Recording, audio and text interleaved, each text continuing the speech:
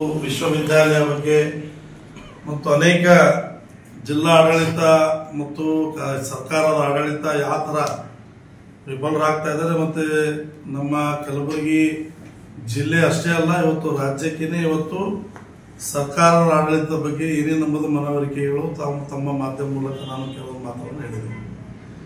ಇವತ್ತಿನ ದಿನ ವಿಶೇಷವಾಗಿ ನಾವು ಏನು ಇಲ್ಲಿ ಯುವಕರಿಗಾಗಿ ಉದ್ಯೋಗ ಮೇಳವನ್ನ ಏನು ಸರ್ಕಾರ ವತಿಯಿಂದ ಆಯೋಜನೆ ಮಾಡಿದ್ರು, ಆ ಒಂದು ಉದ್ಯೋಗ ಮೇಳದಲ್ಲಿ ಸುಮಾರು 10,000 ಮೇಲೆ ಯುವಕರು ಏನಂದ್ರೆ ಭಾಗಿಯಾಗಿದ್ರು. ಕಲಬುರಗಿ ಜಿಲ್ಲೆಯಲ್ಲಿ ಏನು ಮಾಡಿದ್ರು ಸರ್ಕಾರ ವತಿಯಿಂದ ನಾನು ಹೇಳ್ತಾ ಇದ್ದೀನಿ. ಅದರಲ್ಲಿ ಅನೇಕರಿಗೆ ಇವತ್ತು ಉದ್ಯೋಗ ಸೃಷ್ಟಿ ಮಾಡಿ ನಾವು ಇಷ್ಟು ಜನರಿಗೆ ಉದ್ಯೋಗವನ್ನು ಕೊಟ್ಟಿದ್ದೀವಿ, ಕಲ್ಪಿಸ್ಕೊಟ್ಟಿದ್ದೀವಿ. ಈ ಭಾಗಕ್ಕೆ ಜನರಿಗೆ ನ್ಯಾಯ ಒದಗಿಸಲಿ ನಾವು ನುಡಿದಂತೆ ನಡೆದಿದ್ದೀವಿ ಅಂತ ಸರ್ಕಾರ ಹೇಳಿದ್ರು. ಇವತ್ತ ಯಾವುದೇ ರೀತಿಯಿಂದ ಕೂಡ ಅವರು ನಮ್ಮ ಕರ್ನಾಟಕ ರಾಜ್ಯದಲ್ಲಿ ಇಲ್ಲೇ ಇಲ್ಲ, ಬೇರೆ ಬೇರೆ ರಾಜ್ಯಗಳಿಗೆ ಅವರಿಗೆ ಕಳಿಸ್ತಾ ಇದ್ದಾರೆ. ಅಲ್ಲಿ ಸ್ಯಾಲರಿ ಕೂಡ ಇಲ್ಲಿ ಮಾತಾಡಿದೊಂದು ಅಲ್ಲಿ ಹೇಳಿದ್ದೊಂದು ಆಗ್ತಾ ಇದೆ. ಅದಕ್ಕೆ ಅವರೆಲ್ಲರೂ ಮತ್ತೆ ಹಿಂತಿರುಗಿ ಬರ್ತಾ ಇದ್ದಾರೆ. ಮತ್ತು ಬಹಳಷ್ಟು ಜನ ಯುವಕರು ನಮಗ ಇಲ್ಲೇ ಬೆಂಗಳೂರಲ್ಲೇ ಸಿಗುತ್ತದ ಅಥವಾ ನಮಗೆ ಇಲ್ಲಿ ಪಕ್ಕದ ನಮ್ಮ ತೆಲಂಗಾಣದ ಹೈದರಾಬಾದ್ ಸಿಗ್ಬಹುದು ಅಂತ ಇಲ್ಲಿನ ಜನರಿಗೆ ನಾಶಕರಣದ ರೂಪದಲ್ಲಿ ಇವತ್ತು ಮೂಗಿಗೆ ತುಪ್ಪ ಹಚ್ಚಂತ ಇವತ್ತೇನು ಮಾತು ಕೊಟ್ಟಿದ್ರು. ಇವತ್ತು ಎಲ್ಲಾ ಯುವಕರಿಗೆ ಯುವ ನಿಧಿ ಯುವಕರಿಗೆ ಏನು ಸೃಷ್ಟ ಮಾಡದಂತ ಉದ್ಯೋಗಗಳ ಸಂಪೂರ್ಣವಾಗಿ ಫ್ಲಾಪ್ ಆಗಿದೆ ಅಂತ ನಾನು ಸರ್ಕಾರ ಇವತ್ತು ತಮ್ಮ ಮಾಧ್ಯಮ ಮೂಲಕ ಹೇಳಲು ಬಯಸ್ತಾ ಇದ್ದೀನಿ. ಕೋಟ್ಯಾಂತರಗಳಲ್ಲಿ ಇವತ್ತು ಹಣ ಅಡ್ವರ್ಟೈಸ್ಮೆಂಟ್ ಮಾಡಿ ಉದ್ಯೋಗ ಮೇಳವನ್ನು ರಚನೆ ಮಾಡಿ ಸುಮ್ಮನೆ ಜನರಿಗೆ ಇವತ್ತು ಮೋಸ ಮಾಡುವಂತ ಕೆಲಸ ಇವತ್ತು ನಮ್ಮ ಕಲಬುರಗಿ ಜಿಲ್ಲೆಯಲ್ಲಿ ಕೌಶಲ್ಯಾಭಿವೃದ್ಧಿ ಸಚಿವರು ಮತ್ತು ಸರ್ಕಾರ ಮಾಡಿದೆ ಅಂತ ನಾನು ಇವತ್ತು ಹೇಳಲು ಬಯಸ್ತಾ ಇದ್ದೀನಿ. ಯಾಕೆ ಈ ತರ ಮಾಡ್ತಾ ಇದ್ದೀರಿ? ಮತ್ತು ಅದು ಎಲ್ಲಾ ಪ್ರೈವೇಟ್ ಕಂಪನಿಗಳು ಉದ್ಯೋಗಗಳ ಸರ್ಕಾರದವ್ರು ಮಾಡ್ತಾ ಇದಾರೆ. ಅಂದ್ರೆ ಸರ್ಕಾರಿನ ಅನೇಕ ಕಾರ್ಖಾನೆಗಳಲ್ಲಿ ಇವತ್ತು ನಮಗೆ ಉದ್ಯೋಗ ಸಿಗಬೇಕಾಗಿತ್ತು ಅಂತೇಳಿ ನಿರೀಕ್ಷೆ ಇತ್ತು ಜನರು. ಇವತ್ತು ಅವರಿಗೆ ನಿರಾಶೆ ರೂಪದಲ್ಲಿ ಇವತ್ತು ಮತ್ತೆ ಕಲಬುರಗಿ ಜಿಲ್ಲೆಯಲ್ಲಿ ತಾವು ನೋಡಿದಿರಿ, ಹೆಚ್ಚಿನ ಸಮಯ ಕಾಂಗ್ರೆಸ್ ಸರ್ಕಾರ ಆಡಳಿತ ಮಾಡಿದೆ ನಮ್ಮ ಕಲಬುರಗಿ ಜಿಲ್ಲೆ ಮತ್ತು ಕರ್ನಾಟಕ ರಾಜ್ಯಕ್ಕೆ. ಇಲ್ಲಿದ್ದಂತ ಸರ್ಕಾರಿ ಕಾರ್ಖಾನೆಗಳು ಸಂಪೂರ್ಣವಾಗಿ ಅವರ ಅವಧಿಯಲ್ಲಿ ಮುಚ್ಚಳವಾಗಿದೆ.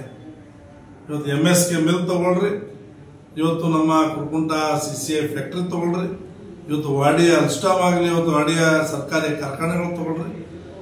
ಇಂಥವು ಎಲ್ಲಾ ಸರ್ಕಾರಿ ಕಾರ್ಖಾನೆಗಳಂತದ್ದು ಇವತ್ತೇನು ಪ್ರೈವೇಟ್ ಸಿಮೆಂಟ್ ಕಾರ್ಖಾನೆಗಳು ಆಗಿರ್ಬೋದು, ಬೇರೆ ಬೇರೆ ಅನೇಕ ಕಾರ್ಖಾನೆಗಳು ಇಲ್ಲಿವರೆಗೆ ಮುಚ್ಚಳ ಆಗೋದಿಲ್ಲ. ಅವು ಪ್ರಾಫಿಟ್ ಅಲ್ಲಿ ನಡೀತಾ ಇದೆ. ಸರ್ಕಾರಿ ಏನು ಕಾರ್ಖಾನೆಗಳು ಯಾಕೆ ಮುಚ್ಚಳ ಆಗಿದೆ? ಮುಚ್ಚಳ ಆದ್ಮೇಲೆ ಅದಕ್ಕೆ ಏನಾದರೂ ಮೀಟಿಂಗ್ಗಳನ್ನ ಮಾಡಿ ಅದಕ್ಕೆ ಪುನರ್ರಚಿಸಂತ ಕೆಲಸ ಇವತ್ತು ಸರ್ಕಾರ ಮಾಡಲು ವಿಫಲರಾಗಿದ್ದಾರೆ. ಇವತ್ತು ಯಾವ ತರ ನಮ್ಮ ಕೇಂದ್ರ ಸರ್ಕಾರದ ಜೊತೆ ನಾವು ಅಲಯನ್ಸ್ ಆದ್ಮೇಲೆ ಕುಮಾರಸ್ವಾಮಿ ಅವರು ಇವತ್ತು ಏನು ಭದ್ರಾವತಿ ಸ್ಟೀಲ್ ಕಾರ್ಖಾನೆ ಆಗಿರ್ಬೋದು, ಇವತ್ತು ವೈಜಾಗಿನ ಒಂದು ಸ್ಟೀಲ್ ಫ್ಯಾಕ್ಟರಿ ಆಗಿರ್ಬೋದು, ಇವತ್ತು HMT ಏನು ನೆಲಗದ್ದಿದೆ, ಇವತ್ತು HMT ಅಂತ ದೊಡ್ಡ ಬ್ರ್ಯಾಂಡ್ ಫ್ಯಾಕ್ಟರಿಗಳನ್ನು ಕೂಡ ಪುನಃ ಪ್ರಾರಂಭಿಸಲು ನಮ್ಮ ಪಕ್ಷದ ರಾಜ್ಯಾಧ್ಯಕ್ಷರು ಮತ್ತು ಕೇಂದ್ರದ ಮಂತ್ರಿಗಳಾಗಿ ಇವತ್ತು ಕುಮಾರಣ್ಣನವರು ಇಂಥ ಒಂದು ಕೆಲಸ ಮಾಡಿದರೆ. ಇಲ್ಲಿದ್ದಂತ ನಾಯಕರುಗಳು ಕೂಡ ಕೇಂದ್ರಗಳ ಮಂತ್ರಿಯಾಗಿದ್ದರು. ಅವ್ರದೇ ಆದಂತ ಸರ್ಕಾರ ನಾವೆಲ್ಲರೂ ನೋಡಿದೀವಿ. ಬಾಲ್ಯ ವಯಸ್ಸಿನಿಂದ ಇಲ್ಲಿವರೆಗೆ ನೋಡಿದ್ರೆ ಕಾಂಗ್ರೆಸ್ ಸರ್ಕಾರನೇ ಅತಿ ಅಧಿಕೃತವಾಗಿ ಇಲ್ಲಿ ಆಡಳಿತ ಮಾಡಿದ್ದನ್ನ ಕಂಡಿದ್ದೀವಿ. ಆದ್ರೆ ನಮ್ಮ ಭಾಗ್ಯ ಇವತ್ತು ನಮ್ಮ ಯುವಕರ ಭಾಗ್ಯ ಯಾವ ತರ ಆಗಿದೆ ಅಂದ್ರೆ ಅವರು ಮತ್ತು ಕೂಡ ಇವತ್ತು ಬೇರೆ ಬೇರೆ ರಾಜ್ಯಗಳಿಗೆ ಹೋಗಿ ಕೆಲಸ ಮಾಡಬೇಕು. ಮತ್ತು ಸ್ಥಳೀಯ ಏನು ಇವತ್ತು ಸ್ವಲ್ಪ ಅಲ್ಪ ಕಾರ್ಖಾನೆಗಳೇನಿವೆ ಅಲ್ಲಿ ನೋಡಿದ್ರೆ ತಾವು ಒಂದು 20% ಕೂಡ ಸ್ಥಳೀಯರಿಗೆ ಅಲ್ಲಿ ಅವಕಾಶವಿಲ್ಲ.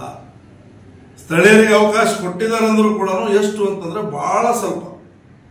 ಅದು ಕೇವಲ D ಗ್ರೂಪ್ ಲೇಬರ್ ಕ್ಯಾಟಗರಿಯಲ್ಲಿ ಮಾತ್ರ ಇವತ್ತು ನಮ್ಮ ಜನಾಂಗಕ್ಕೆ ಇವತ್ತು ನೌಕರಿ ತಗೋತಾ ಇದ್ರೆ ಜಾಡು ಕಸ ಹೊಡೆಯೋದು, ಲೇಬರ್ ಕೆಲಸ ಮಾಡೋದು, ಲೋಡಿಂಗ್ ಕೆಲಸ ಮಾಡೋಕ್ಕೆ ಮಾತ್ರ ಇವತ್ತು ಕಲಬುರಗಿಯ ಕಲ್ಯಾಣ ಕರ್ನಾಟಕದ ಏನು ಜನತೆಗೆ ಸಿಕ್ಕಿರೋದು ಆಶೀರ್ವಾದ ಅಂದ್ರೆ ಇದು ಅಂತ ಬಹಳ ದುಃಖದಿಂದ ಹೇಳಬಯಸ್ತಾ ಇದ್ದೀವಿ. ಯುವಕರು ಪಾಪ ಅವರೆಲ್ಲ ಹೊಲ ಮನೆ ಎಲ್ಲ ಈ ಭಾಗದಲ್ಲಿ ಇದ್ದರೂ ಕೂಡ ಇವತ್ತು ಕೇರಳ, ತಮಿಳುನಾಡು, ಮಹಾರಾಷ್ಟ್ರ, ಇವತ್ತು ಆಂಧ್ರ ಪ್ರದೇಶ್, ತೆಲಂಗಾಣ, ದಿಲ್ಲಿ, ರಾಜಸ್ಥಾನ್ ಇಲ್ಲೆಲ್ಲ ಕಡೆ ದೂರದಲ್ಲೇ ಹೋಗಿ ಇವತ್ತು ಪಾಪ ಕೆಲಸ ಮಾಡ್ತಾ ಇದ್ರೆ. ಅವ್ರ ತಾಯಿ ತಂದೆ ಒಂದ್ ಕಡೆ, ಅವ್ರ ಮದುವೆ ಆದರೆ ಅವ್ರ ಮಿಸಸ್ ಒಂದು ಕಡೆ, ಅವ್ರ ಮಕ್ಕಳು ಒಂದು ಕಡೆ. ಈ ಪರಿಸ್ಥಿತಿಗೆ ನಿರ್ಮಾಣ ಆಗಲು ರಾಜ್ಯ ಸರ್ಕಾರ ಈಗೇನು ಕ್ರಮ ಏನೋ ತಗೊಂಡಿದ್ದೀವಿ ಅಂತೇಳಿ ನಾವು ನೌಕರಿ ಹೆಚ್ಚಿಸ್ತೀವಿ ಹೆಚ್ಚಿನ ಸಂಖ್ಯೆಯಲ್ಲಿ ಬಂದಾಗ ನಾವು ಕೂಡ ಖುಷಿ ಪಟ್ಟಿವಿ. ಸರ್ಕಾರ ಇದ್ದಂತಹ ಕಾರ್ಖಾನೆಗಳಲ್ಲಿ ಏನೋ ಇಲ್ಲಿನ ಯುವಕರಿಗೆ ಉದ್ಯೋಗ ಸಿಗ್ತದೆ ಅಂತ ಒಂದು ಆಸೆ ಭಾವನದಲ್ಲಿ ನಾವಿದ್ವಿ.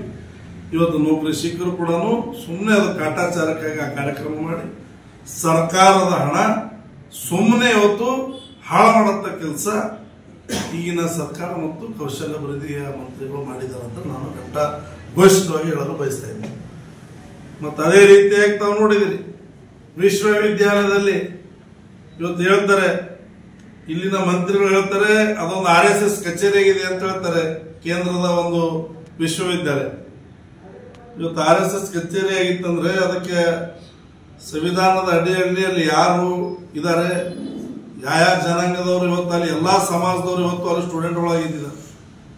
ಈ ಮಾತುಗಳನ್ನ ಕೇವಲ ರಾಜಕೀಯವಾಗಿ ಬಳಕೆ ಮಾಡಬಾರ್ದಂತ ನಾನು ಸಚಿವರುಗಳಲ್ಲಿ ಬಯಸ್ತಾ ಇದ್ದೀನಿ.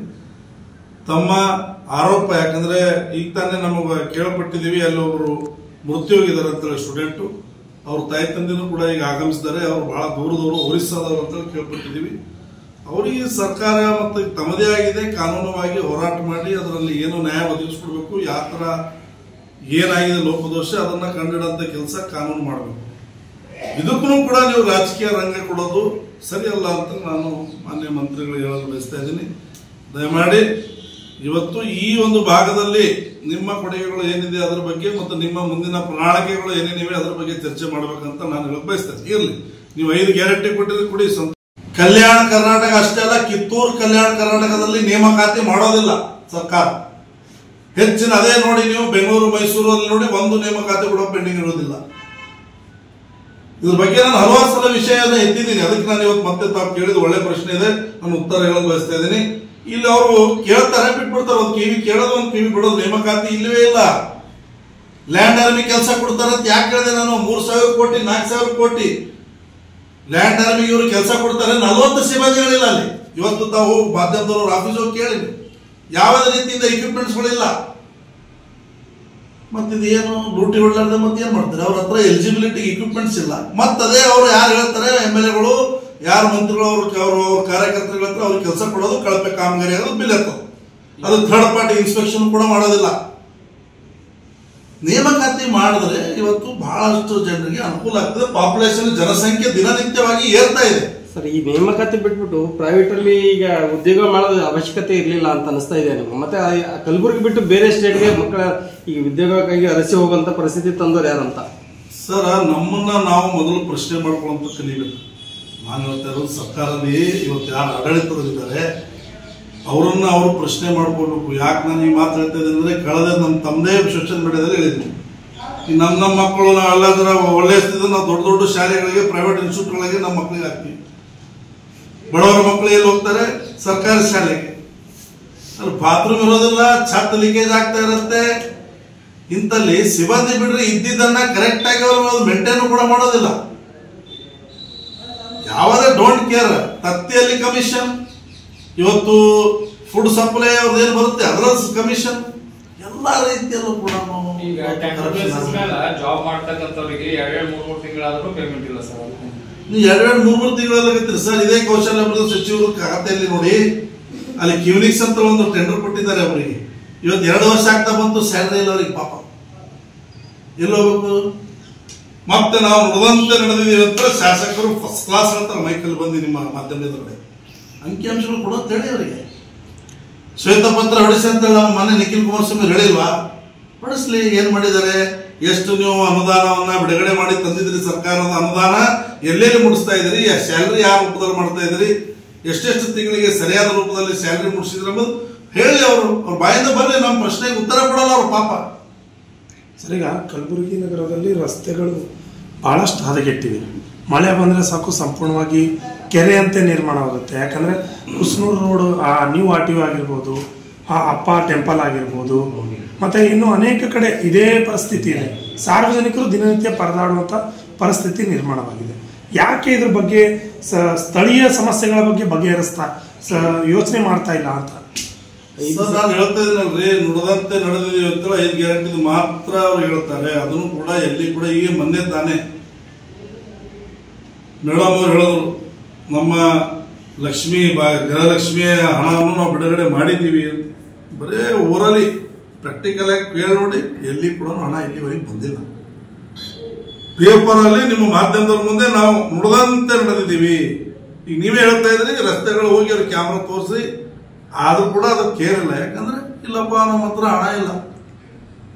ಒಬ್ಬರೇ ಹೇಳ್ತಾ ಇದ್ರೆ ಅವ್ರ ಪಾರ್ಟಿದವ್ರು, ನಾವಲ್ಲ. ಇವತ್ತು ಅವರೇ ಪಾರ್ಟಿದವ್ರು ಪ್ರಶ್ನೆ ಮಾಡ್ತಾ ಇದಾರೆ. ಕರಪ್ಷನ್ ಬಗ್ಗೆ ಅವರೇ ಮಾತಾಡ್ತಾರೆ, ಶಾಸಕರುಗಳು ಡೆವಲಪ್ಮೆಂಟ್ ಬಗ್ಗೆ ಅವರೇ ಮಾತಾಡ್ತಾರೆ. ಇವತ್ತು ಅವರವ್ರ ಶಾಸಕರುಗಳು ಮಾತಾಡುವಾಗ ಇವತ್ತು ವಿರೋಧ ಪಕ್ಷದಲ್ಲಿ ನಾವು ಮಾತಾಡಿದಂತ ನಾವು ಲೆಟರ್ಗಳು ಕೊಟ್ಟರೆ ಡಸ್ಟ್ಬಿನ್ ಹೋಗಿದ್ದಾರೆ, ಅದಕ್ಕೆ ರಿಪ್ಲೈನು ಕೂಡ ಕೊಡೋದಿಲ್ಲ. ರಾಜ್ಯಪಾಲರಿಗೆ ಲೆಟರ್ ಮುಡಿಸಿ ಅಂತಂದ್ರೆ ಕೂಡ ಸರಿಯಾದ ಸಮಯದಲ್ಲಿ ರಾಜ್ಯಪಾಲರಿಗೆ ಲೆಟರ್ ಮುಡಿಸೋದಿಲ್ಲ. ಇವತ್ತು ಇದೆಲ್ಲ ನೋಡಿದ್ರೆ ಇವತ್ತು ಸಂಪೂರ್ಣವಾಗಿ ಕರ್ನಾಟಕ ಸರ್ಕಾರ ಎಲ್ಲಾ ರೀತಿಯಿಂದ ವಿಫಲರಾಗಿದ್ದಾರೆ. ಯಾವುದೇ ರೀತಿಯಿಂದ ಡೆವಲಪ್ಮೆಂಟ್ ಬಗ್ಗೆ ಅವ್ರ ಹತ್ರ ಮಾತಾಡಕ್ಕೆ ನೈತಿಕತೆ ಇಲ್ಲ. ಅದಕ್ಕೆ ಸರ್ಕಾರ ಕೂಡಲೇ ಇದ್ರ ಬಗ್ಗೆ ಇನ್ನಾದ್ರೂ ಕೂಡ ಸುಧಾರಣೆ ಮಾಡ್ಕೊಂಡು ಅವ್ರೇನಾದ್ರೂ ಇಂಥವೆಲ್ಲ ಡೆವಲಪ್ಮೆಂಟ್ ಆಕ್ಟಿವಿಟೀಸ್, ರೋಡು, ಇವತ್ತು ಆಸ್ಪತ್ರೆ, ಇವತ್ತು ನೇಮಕಾತಿ, ಇವತ್ತು ಶಿಕ್ಷಣ, ಇವೆಲ್ಲ ಮೂಲಭೂತ ಸೌಲಭ್ಯಗಳು ಇವತ್ತು ಏನು ನಮ್ಮ ಜನತೆಗೆ ಬೇಕಾಗಿದೆ, ಅವು ಕೆಲಸಗಳನ್ನ ನಿಷ್ಪಾಕವಾಗಿ ಕೆಲಸ ಮಾಡಿದ್ರೆ ಮಾತ್ರ ಈ ಸರ್ಕಾರಕ್ಕೆ ಏನಾದರೂ ಘನತೆ ಗೌರವ ಸ್ವಲ್ಪ ಉಳಿಯುತ್ತೆ. ಈಗಾಗಲೇ ಕಳ್ಕೊಂಡ್ಬಿಟ್ಟಿದೆ. ಅದಕ್ಕೆ ಅವರು ಚುನಾವಣೆನೂ ಕೂಡ ಮಾಡ್ತಾ ಇಲ್ಲ. ನಾವು ನೋಡ್ತಾ ಇದ್ರಿ, ಜಿಲ್ಲಾ ಪಂಚಾಯತ್, ತಾಲೂಕ್ ಪಂಚಾಯತ್ ಯಾಕೆ ಮಾಡ್ತಾ ಇಲ್ಲ ಅಂದ್ರೆ ಹಿಂದೆ ಬಿಜೆಪಿ ಮಾಡಿಲ್ಲ, ಅದಕ್ಕೆ ನಾವು ಮಾಡ್ತಾ ಇಲ್ಲ ಅಂತ ಹೇಳ್ತಾರೆ. ಅಂದ್ರೆ ಬಿಜೆಪಿ ಮಾಡಿಲ್ಲ ಅಂತ ಅವ್ರು ಮೂಲೆ ಕುಡಿಸ್ಯಾರಪ್ಪ. ನಿಮಗೆ ಗೆಲ್ಸಿದಾರೆ ಜನ, ನೀವು ಗೆದ್ದಂತವ್ರು. ನೀವು ಇವತ್ತು ಚುನಾವಣೆ ಮಾಡಲ್ಲ ಅಂತಂದ್ಮೇಲೆ ಪ್ರಜಾಪ್ರಭುತ್ವದ ಬಗ್ಗೆ ಮಾತಾಡುವಂತ ನೈತಿಕತೆ ನಿಮಗಿದೆನಾ? ಕೋರ್ಟ್ ನಿಮಗೆ ಪೆನಾಲ್ಟಿ ಹಾಕಿದೆ, ಛೀಮಾರಿ ಹಾಕಿದೆ, ಆದ್ರೂ ಕೂಡ ತಮ್ಮಲ್ಲಿ ನೈತಿಕತೆಯನ್ನ ಇಲ್ಲ. ಇವತ್ತು ಜಿಲ್ಲಾ ಪಂಚಾಯತ್, ತಾಲೂಕ್ ಪಂಚಾಯತ್ ಚುನಾವಣೆಗೆ ನೀವು ಯಾಕೆ ಇವತ್ತು ಮುಂದಾಗ್ತಾ ಇಲ್ಲ, ಯಾಕೆ ಮಾಡಕ್ಕ ಕೊಡ್ತಾ ಇಲ್ಲ? ಹೇಳಿ, ಉತ್ತರ ಕೊಡ್ಲಿ, ಅವರೇ ಕೊಡ್ಲಿ, ಅವ್ರ ಪಕ್ಷದವರು ಎಲ್ಲ ಕೊಡ್ಲಿ. ಯಾಕಂದ್ರೆ ನೋಡ್ರಿ, ಒಂದ್ಸಲ ಸಂವಿಧಾನದ ಅಡಿಯಲ್ಲಿ ಇವೆಲ್ಲ ಚುನಾವಣೆಗಳು ಆದಾಗ ಮಾತ್ರ ಎಲ್ಲ ಅಧಿಕಾರಿಗಳಿಗೆ ಹೆದರಿಕೆ ಇರುತ್ತೆ. ಇಲ್ಲಾಂದ್ರೆ ಇಲ್ಲಿ ಏನಾದ್ರೂ ಜಿಲ್ಲಾ ಪಂಚಾಯತ್ ವ್ಯಾಪ್ತಿಯಲ್ಲಿ ಏನೇ ಒಂದು ಪ್ರಾಬ್ಲಮ್ ಆದ್ರೆ ಏನು ಬೆಂಗಳೂರು ಹೋಗಕ್ಕಾಗತ್ತಾ? ವಿಧಾನಸಭಾ ಹೋಗಿ ಕಿಶಂದ್ರೆ ಎಲ್ಲರೂ ಚರ್ಚೆ ಮಾಡೋಕ್ಕಾಗತ್ತಾ? ಅಲ್ಲಿ ಹೋಗಿ ಏನಾದ್ರು ಧ್ವನಿ ಎತ್ತಕ್ಕಾಗತ್ತಾ? ಅದಕ್ಕೆ ಜಿಲ್ಲಾ ಪಂಚಾಯತ್, ತಾಲೂಕ್ ಪಂಚಾಯತ್ ಇವೆಲ್ಲ ಚುನಾವಣೆಗಳನ್ನು ಮಾಡಿದ್ರೆ ಅಧಿಕಾರಿಗಳಿಗೆ ಕೇಳೋರು ಹೇಳೋರು ಅವ್ರದೇ ಆದಂತ ಬಜೆಟ್, ಇತಿಮಿತಿ ಎಲ್ಲ ಇರ್ತದೆ.